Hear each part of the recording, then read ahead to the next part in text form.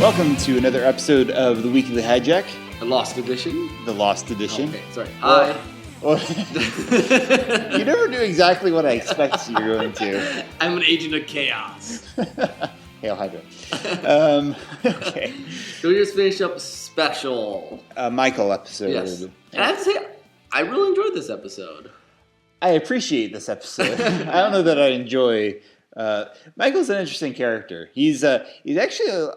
in a weird way, he's a lot like Locke in some ways, despite his rivalry.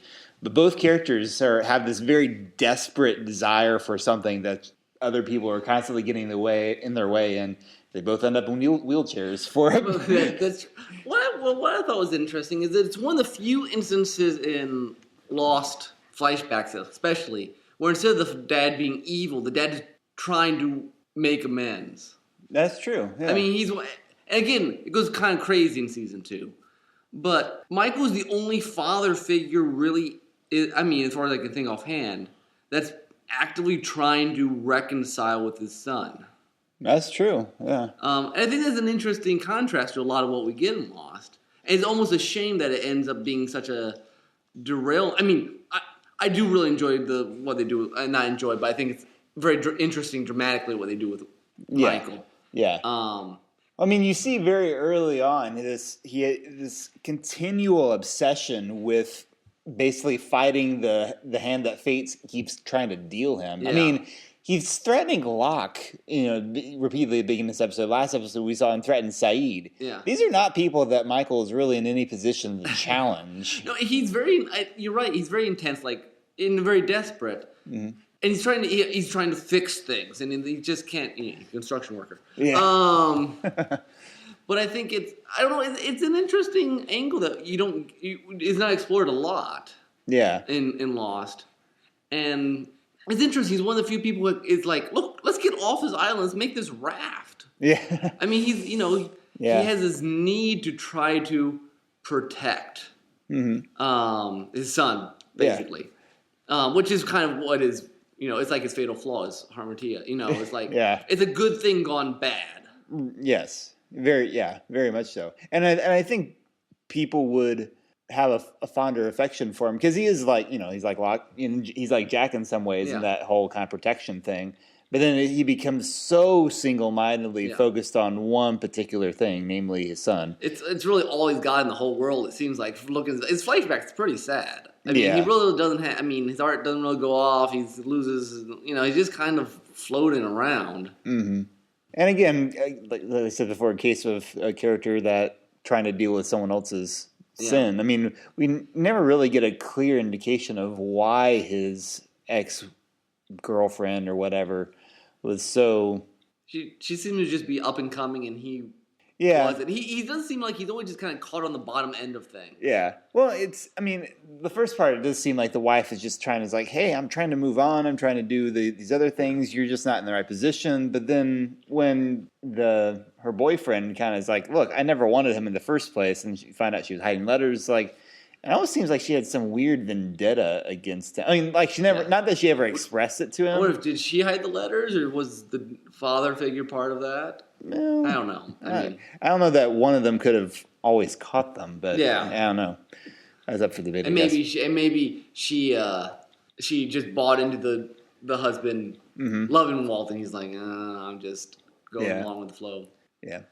Kurt, you've been a dad for longer than anyone here. What are your elderly insights into this episode? Well, at first he's overbearing, trying to control him, but then I think Walt's finally catching on that he's looking out for him in this last episode. I enjoyed the episode too. It would be very tough to take care of a kid after you haven't seen him for 7 years. Yeah. And the kid doesn't think you're his father. So. And he doesn't know how to... and they kind of explain some of this... Obsession, yeah. Well, not just obsession, but also just his inability to... he's overbearing, then he's too loose. He's just kind of like... They have no connection. They have nothing, yeah. But first real connection is the end of this episode. I think this is the first time... Extended. I mean, like, there was a little bit when Michael brought Vincent back. But it was all going to be great until it wasn't the dog and it was Claire. Yeah, Claire. Yeah. It was all going to be fixed. It was all going to be fixed. No, Vincent. Yeah. But so that didn't work out. Yeah. Again, in the whole scheme of things, it's a slightly forgettable episode. But I don't know. I haven't not seen this for a long time.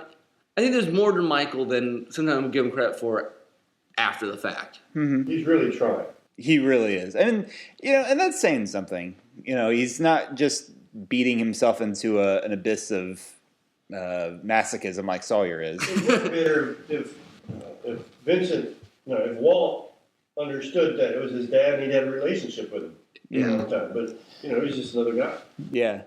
And that the letters thing was huge. And we had seen him looking for that box in previous. Oh, did we? I had forgotten that. Was it last episode? Because Hurley had talked to him. He's like, "Oh, you found one in your bag. That's awesome." Oh, that's right. There's a lot of those connections that are very easy to miss. Like Boone's stare or dead stare at Shannon was very much a repercussion from last episode. Yes. Was it last? Yeah. Yeah, that's right. It was. Yeah, just last. Yeah, and you could see Shannon trying to help me do things. Be all Ursula kind of tentacle-y, help me. She gave him this kind of eye, this doe eye thing. I'm not sure why we looked at Natasha there. When she didn't say anything, I thought maybe she had something. I find it also interesting. This is the first introduction of Walt's sort of specialness. We should talk about that. It's a little low. I mean, it's there, but. At least for me, I wasn't really paying as much attention to it as the Michael thing. This episode. Yeah, it wasn't as prominent as, say, the weird Claire's baby important thing. And I guess, later on in the show, we have people see dead people, we have people who can talk to dead people, and he's kind of the first, in the scheme of the show, the first person to show up to have these special abilities. Mm. They weren't from the island. Yeah. They were just maybe increased by the island or whatever. But Quite possible. He just, he's special, as the episode said. And then later on we have Miles, who's also Has he special. done anything besides what we saw in the flashback? Kill birds. I don't think in the show, has he at some point earlier? Island? I don't know that I remember anything. I don't think so, no. I can't remember of anything. The others treat him like he's something special too, but I don't remember if it's actually manifested in any other particular way. I remember watching one of those webisodes between season 3 and 4 that they had on the internet, and there was one room, whatever the room is that they do the experiments on. Okay. But outside, they walk out. It's it's 30 seconds, but they walk out and there's all these birds dead on the outside. Oh yeah, which was kind of because Walt's gone all season 2, and the others are doing something, but we don't really find out anything particular. Yeah, but they must have been trying to figure out what exactly his abilities were to see if it was special island stuff. Yeah, and that's I always felt like that was it became kind of a side plot. I don't know that it's as egregious a missed opportunity as maybe Claire's thing was, but it always kind of felt like there's some other unexplained things in the world of Lost besides just the island. Because his ability apparently didn't have anything to do with the rest of the show. No, because and later on, at least he's not the only guy. Miles can talk to dead people. That's true. And that has nothing to do with the island either. And Hurley can see dead people, and that may or may not have to do with the island, but he tends to do it after the island. That's true. So I don't know. It's very ambiguous. Yeah. Though again, there's a whole spin-off stories you could do with that sort of idea. It certainly doesn't seem out of line with the thing, but you do feel like that possibly they're still in the phase where we're going to introduce stuff and they decide we're going to do something a little different with Walt. Yeah. And then probably he grew up so fast they're like, okay, now we're moving off the island. Yeah. Basically. But his plotline does kind of go decently. Truncated. Yes, truncated. Yeah. And you can see them sort of try to tie back into it with at the after the show they did that one special thing and they brought Walt back to the island. So it was nice that they didn't just abandon him. Yeah, I think they knew it was something they just didn't fit in the show as they were because live TV, but they really wanted to do something with. Yep. But anyways, I was not looking forward to seeing this episode. I'm like, it's my clubs, but I rather enjoyed it. I thought it added. I liked it. Walt.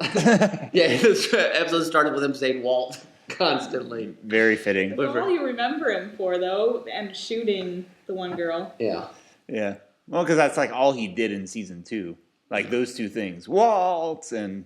But at least we'll see. But in season 1, he has this flashback. You feel kind of bad for him. I mean, he basically is the person who starts this raft thing. That's true. Which is a big. I mean, it's a big deal for the rest of the season. And he does a lot of the down to earth stuff back in the caves. I mean, he's a pretty vital, important part of the society in the first season. Yeah. Uh-huh. Yeah, that's true. I mean, people recognize him as being kind of not. He's not Jack Saeed level, but like at least he's not Shannon. Yeah, exactly. I mean, they're like, hey, Michael's helpful. Let's get him to go and do this stuff. Yeah, that's true. All right. Well, next time we'll have Homecoming. Anyone remember who that is?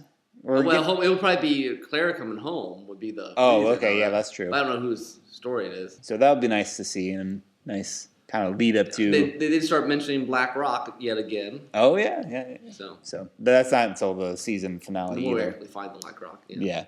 Cool. Well, anyway, meantime, of course, you can always listen to us at derailedtrainsofthought.blogspot.com. Subscribe to us on iTunes, Stitcher, YouTube. Anywhere you care to. Yeah. So until next time, live from the Hayden household, this is Tim. This is Nick. Good night.